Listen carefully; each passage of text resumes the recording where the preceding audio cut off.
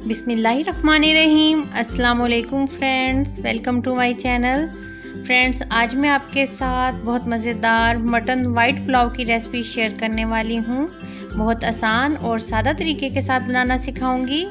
तो उसके लिए अब हमें क्या क्या चाहिए। यहाँ पर आधा किलो मटन लिया है, एक स्मॉल साइज़ का प्याज, 1 चम्मच नमक, आधा चम्मच ज़ीरा, आधा चम्मच सौंफ लिया है, 1 चम्मच साबित धनिया, थोड़ा सा लहसुन अदरक और कुछ खड़े मिसाले लिए हैं जिसमें दालचीनी का टुकड़ा, बड़ी इलायची, सब्ज़ इलायची, तेज़पात, लौंग और काली मिर्च हैं। अब इन तमाम चीज़ों को किस तरीके से इस्तेमाल करना है, चलिए शुरू कर लेते हैं। तो मटन वाइट राइस बनाने के लिए सबसे पहले बर्तन में पानी डाल देना है। यहाँ पर मैंने तकरीबन 4 गिलास पानी इसमें शामिल करना है। तो ये देखिए 4 गिलास पानी शामिल कर दिया। अब इसमें मटन डाल दिया है और अब इसके बाद इसमें शामिल करना है नमक, प्याज और साबित मिसाले। और ये देखिए इसमें डाल देना है अब ज़ीरा और सौंफ। और इसके बाद इसमें शामिल करना है साबित धनिया, लहसुन अदरक शामिल कर देना है और फ्लेम कर देना है मीडियम टू लो। और इसको कवर करके पका लेना है जब तक कि मटन नरम हो जाए। तकरीबन 30 मिनट के बाद मटन अच्छे से नरम हो गया और ज़बरदस्त सी यखनी भी तैयार होगी। ये देखिए बहुत ज़बरदस्त सा सॉफ्ट हो गया है।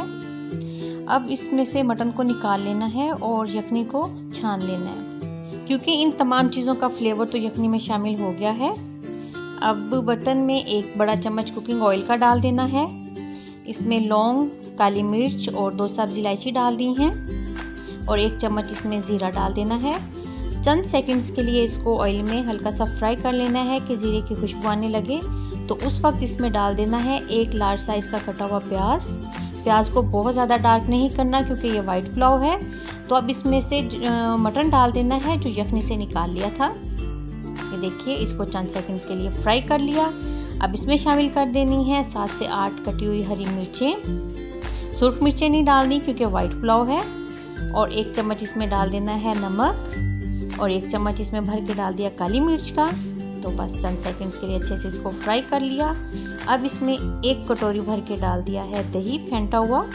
इसके साथ मिसाले को भून लिया तकरीबन 4 से 5 मिनट के लिए मीडियम टू हाई फ्लेम पर। और अब इसमें शामिल कर देनी है यखनी जो तैयार की थी चावल से दुगनी मिकदार में।